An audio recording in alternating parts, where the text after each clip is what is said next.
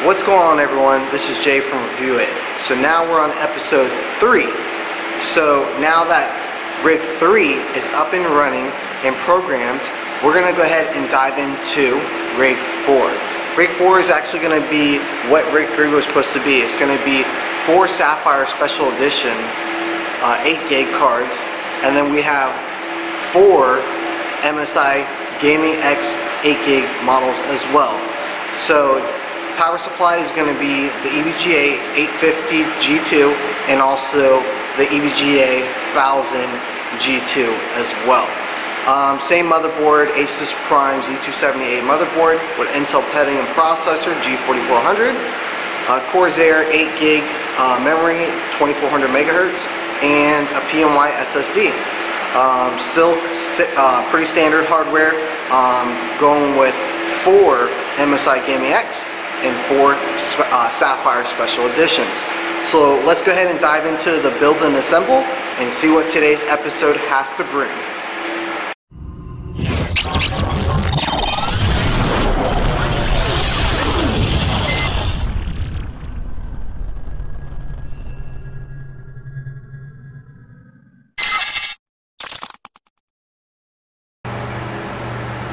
Alright, you guys, so we have the Asus Prime Z278 motherboard.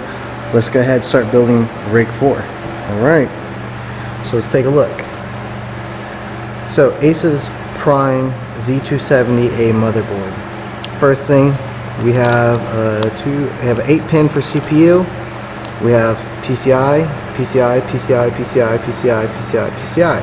So that's 1, 2, 3, 4, 5, 6, 7 PCIes right off the bat.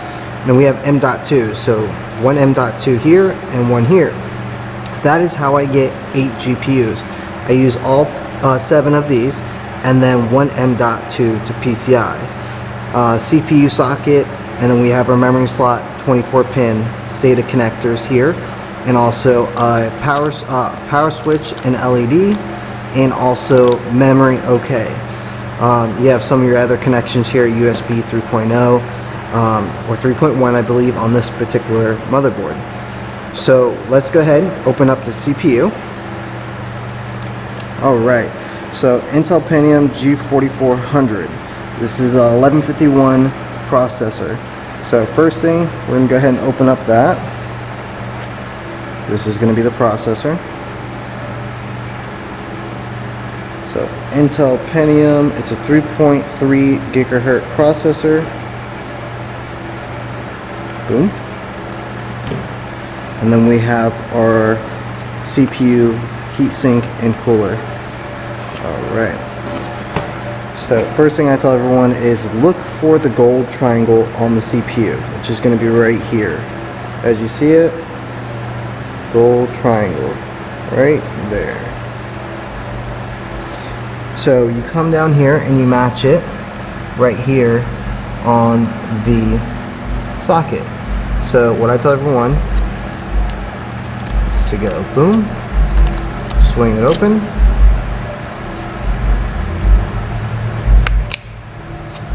and then that was where the gold triangle is, so that's exactly where the gold triangle is here. And then you go ahead and close the socket. Just like that, you guys. So CPU is set. So now you see the 4 holes that the actual CPU cooler is going to bolt down to. So as you see, that is going to be the thermal paste. I use the factory thermal paste on all my rigs. It's been lasting for a very good period of time and no issues whatsoever. So do not touch it. I wouldn't recommend to touch it. And then we're using this, so let's see. Gonna be right there, so let's do this.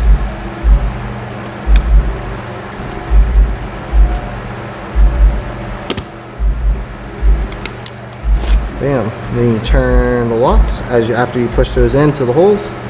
You will hear them snap in.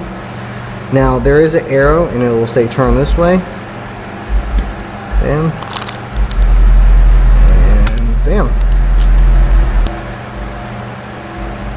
And then as you look, CPU fan or CPU optional,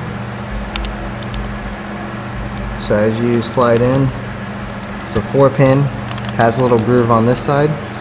And then as some of you guys notice in my other videos, I like to tuck the wires. I like to make it as clean as possible. So you can undo this and slide those down and just turn it again, and it holds the wires pretty good there in place.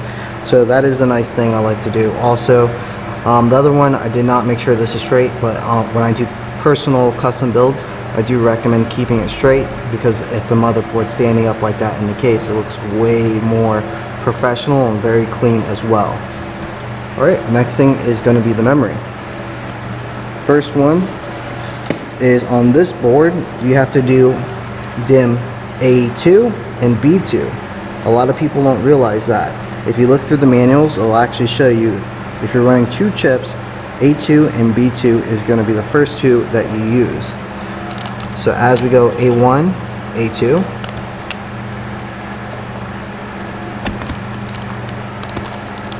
and this clips in, and then you would do the same for the next one as well. Bam.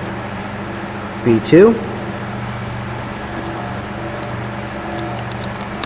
bam, and it clips in. So that is that. Now next thing we're going to do is we're going to get the risers already installed on the wood that we did last time, and you've seen how we set up for these here, about 1, 2, 3, 4, 5, 6 that we're going to be using. I also did add a center wood. I would recommend putting those 2 there as well for support. You just have to make sure that your board's not bowing. But I would definitely recommend, if you can get a mill support, do it one time so you don't have to worry about it. And it'll give you some peace of mind. So what we're going to do is we're going to go ahead and get the wood prepped and move the motherboard that we have here and move it to the rack. So I'm going to take the board. Now we got the CPU and the memory on there as well, and we're going to move the board from here all the way to over here. So we see we got the risers here, and we're going to put the motherboard here, start getting everything mounted up, motherboard, power supply, and then we're going to go into the GPUs as well. So that is where it's going to go.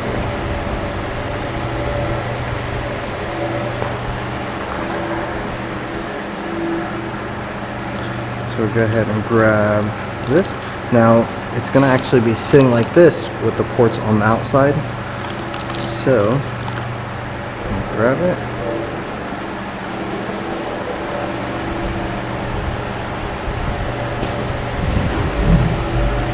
And then we'll set it right there.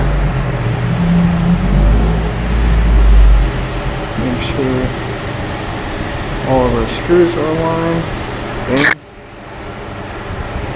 Then we're going to grab the screws and then go ahead and screw it down to the wood. So now that we got the motherboard, we're going to put it onto the wood, screwed, secured on the wood. Alright you guys, so we got the Evga 850 G2 power supply. Awesome. Now this does support up to 4 GPUs. So that's a big thing. That's one reason why I've been going with 850s and higher, because of depending on how many GPUs it supports. So I'm doing the 850. Now I was going to use the 1000 G2, but I'm actually going to use that on the 1060 rig, because on the 1060 rig I had a 1000 watt Platinum 2 on there. This one is going to utilize this more versus those 1060s, so I'm going to actually put the gold there, use a platinum on this. The reason for that with the Gaming X580s and also Sapphires, these are known to use a pretty good amount of power, so I definitely want to have this there. I'm running those in the motherboard as well. So this one supports, let's see, 6 graphics cards. So as you see it here, 6, 2 CPUs, 2 peripherals, motherboard, and 4 SATAs. So that is plenty for this. So what we're going to do is go ahead and take both of these, get them marked up where they're going to be running. Now on this I had these here, actually, sorry, the 1000 watt on the left side.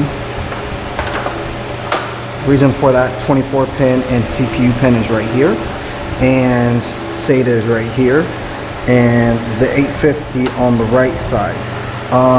When it came down to cable management for me, it was a lot better. So as you see here, it's against this railing, space for one, and then I'm gonna have the SSD sat here.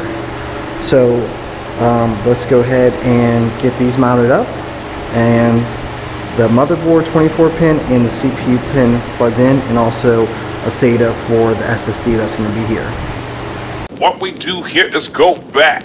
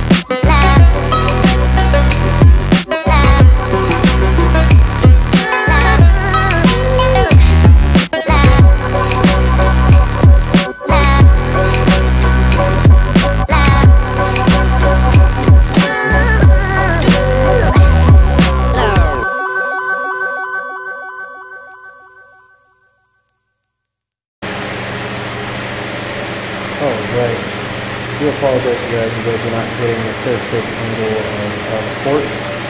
Working in kind of a small space since there is existing rigs on here. So first thing we're going to do is we're going to connect a 24 pin to the motherboard to 1000 watt, CPU to 1000 watt, and also SATA to 1000 watt as well. So let's go ahead and do that.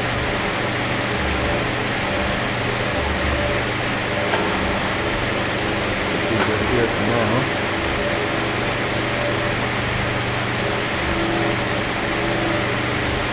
Here is 24 pin. Apologize if you guys cannot see the 24 pin at the moment. It is a little tough.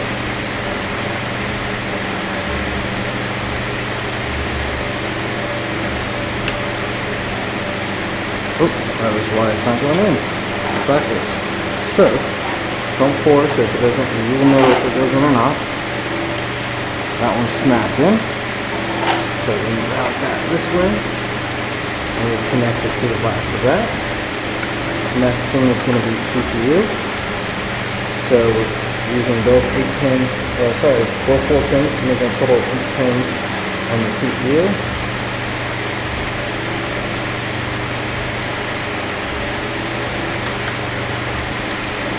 This is going to get it out over here.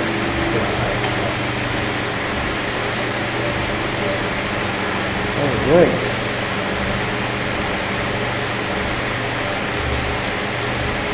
Next thing is going to be the SATA.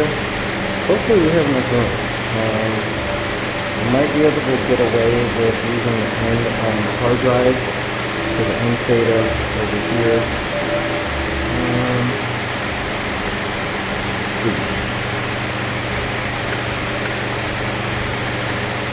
Going in blind. See if I can get it.